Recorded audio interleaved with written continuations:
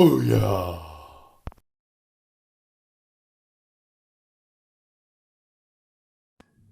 Wadata, tippy time, my damies, and welcome to episode 3 of Reviewedly Interrupted with your host, me, Pootie Tang. Yeah. Thank you guys for returning, the handful of obviously diehard fans. God, why are you watching these? But this week, Texas Chainsaw Massacre. This is the Black Maria edition. Geeked out on this shit. Got the money for it. It was on sale. So I was like, fuck yeah, that's happening. It's great being an adult. Earning your own money where you can buy frivolous things that make you happy. Sometimes capitalism can work for us, aren't we? Isn't it great? It's got this edition, Dark Sky Films, 40th anniversary, limited edition, and all that shit. Bonus disc full of like tons of stuff, exclusive disc, blah blah blah blah blah. I know that there's that 4K version coming out that a lot of people are nabbing up, and it's like us physical media collectors, we're geeks. Like we'll own like fucking eight copies of the same fucking movie if it comes in all these different like limited editions, just to be like, I got that one too. It's cool. I love the movie. Blah blah blah. Geeks. We're a bunch of physical media geeks, but we're cool. I swear.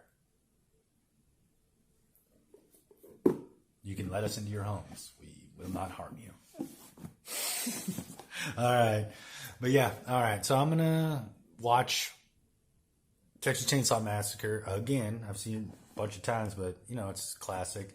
I mean, this movie, Texas Chainsaw Massacre, is like one of the greatest horror movies of all time. It's ranked up there. A lot of people love this fucking movie. And I mean, it is a straight up, it's not a Hollywood slasher. This is a low budget grindhouse fucking horror flick that is like ranked up there. And I think that's pretty great that something from that era is like not just along with like maybe a little smoother, slicker Hollywood style, like big budget type shit, And what's another amazing thing about this movie is like it's a redneck exploitation grindhouse flick is basically what it is, with the horrific cannibal shit and the family and everything. But at its core, yeah, you could say it is a grindhouse redneck exploitation horror flick. And there's something kind of special about that. So, now I'm going to go watch this again because it's cool and I like it. And also check it out. I'm wearing the shirt. So it's like right now, I'm kind of like the guy at the concert wearing a t-shirt of the band. Yeah. Like I said before, though, we're geeks. We're cool. We're not going to do anything weird. We're just into geeky shit. Okay? It's okay. Let us into your homes. I'm glad that someone let me into their home because the weather has been really shitty and it would be very horrible. And I'm not suited to live under bridges. Just the way I'm wired. Okay? I identify as a person who cannot live under bridges, so I just don't. All right. Gonna pop this motherfucker in and I'll be back in a little bit.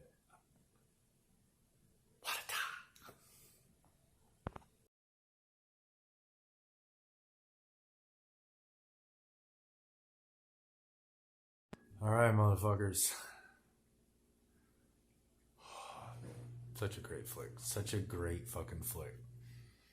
Texas Chainsaw Massacre, man. I mean, it's a classic, and being able to see it in HD is just great. Dude, that fucking scene. Like, here's one of them. Like, just like the camera. When they're leaving the fucking gas station, mofo, like, rub blood on there, and like, fucking Sally's looking at it, and then she slowly walks, and the camera starts moving with her, and then follows the van, and like stops, and the van goes from being in a close-up to slowly, at just like, not even like super slow, but just like this steady speed. It goes from being a close-up to being a wide shot, and it's just like cool. And then Pam going to find Kurt, that on a whim, just doing the camera underneath from a low angle and everything when she gets off that swing is walking to the house, where it's like she looks giant and the house looks like it's like kind of small. And then she gets closer and closer, and the house it's like she shrinks and the house looms over, and you just know it's bad. The whole movie starts with death. You just know bad shit is going to happen to these motherfuckers. And it's like, I don't know, it's just like really great. It's a solid flick. And like I said, total grindhouse flick. I mean, it's violent, the vibe, the whole time. It's like, there's never a moment where you're like, haha, yeah. No, dude, it's just like this vibe of just like, shit's gonna go down and it's not gonna be good.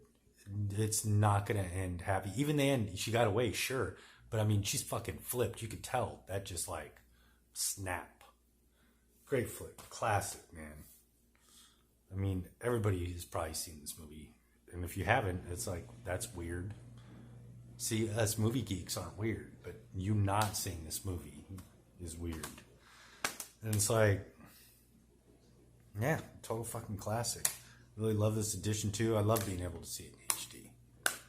I just can't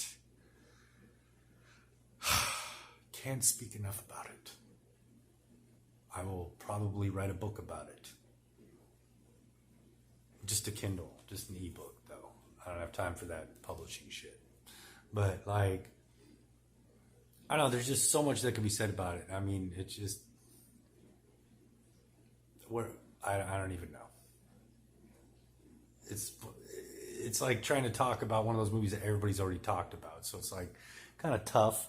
But, you know, if you're a fan of it, you're a fan of it. And it came out in 1974. Holy shit. You know, minimal blood even. There's not even a lot of blood. But it's just like, manages to be so just rotten in a way. And just grimy. And it's just so great. And I'm just very happy that Tobe Hooper put these people through hell to make this amazing horror flick. That's like a slasher with slashing, but not showing a lot of slashing, which is pretty fucking cool.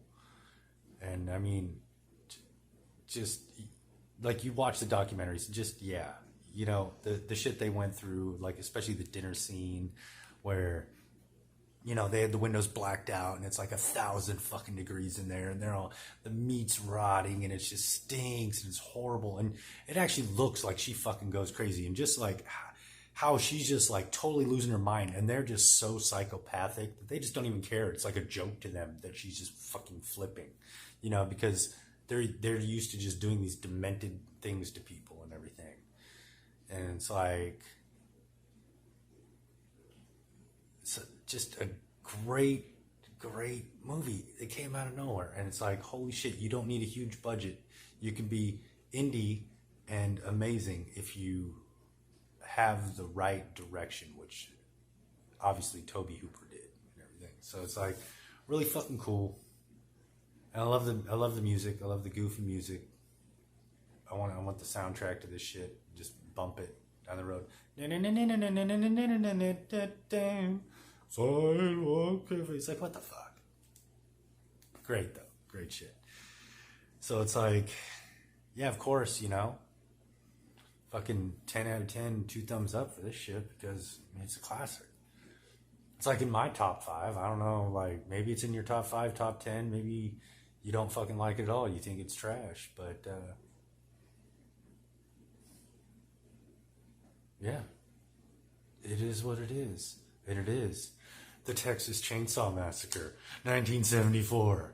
Grindhouse horror classic epic. But next week, I'm going to go in a almost completely opposite direction. I'm going independent. I'm going low budget, but a much different kind of film. Next week, I'm going to be rambling on about Suburban Sasquatch. That's right. Bigfoot has bitch tits in this. I watched it once. Fucking classic. I'm actually looking forward to watching it again, really like soaking it up into my sponge of a brain, but it's like one of those sponges that's starting to stink, so you probably want to like put a little dish soap on it and then put it in the microwave or whatever it is they do to kind of like help clean it out a little bit. Or you might just need to like throw it away and just buy a new sponge because you've had that sponge for a while anyway and you've been thinking about buying a new one. So maybe it's time to take the plunge. I mean, if you don't want to spend that much money on it, you could always find a good decent one, like, or two, like maybe it's a 2-pack at the Dollar Tree or even Dollar General.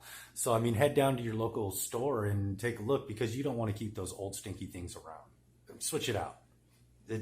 Just switch it out. It's time. Okay, it's time. So yeah, thank you guys for joining me for my review of Texas Chainsaw Massacre, and tune in next week when I'll be doing Suburban Sasquatch, which I don't know. If you haven't seen this movie, it's you got to track it down. If you're a fan of low budget, kind of just hokey, dorky, shot on video kind of stuff that like I'm into, then you'll really enjoy it and everything. So yeah, down in the dealio, I'm gonna have links to the IMDb link, Rotten Tomatoes link to a trailer. There was like one thing, like the whole movie on YouTube, but I think it was all in Spanish. So I guess if you don't speak Spanish, or maybe it had subtitles, I don't know. I just felt like if I would have shared that, I would have been put on some list on YouTube or something. I don't know. There was something fishy about it. But I mean, shit, Texas Chainsaw Massacre. Find a cheap copy if you don't have one. If you like, it might be streaming somewhere if you want to watch it. Just shit, it's a good fun movie to like pop in every once in a while, especially if you've already seen it like a million times. So yeah, Toby Hooper, Texas Chainsaw Massacre. I'll see you all next week. I'm tired. I'm gonna go watch some more schlock and hit the sack. So tip your time, my damies. I'm gonna sign your pity on the running kind. It's been Pootie Tang and Reviewedly Interrupted.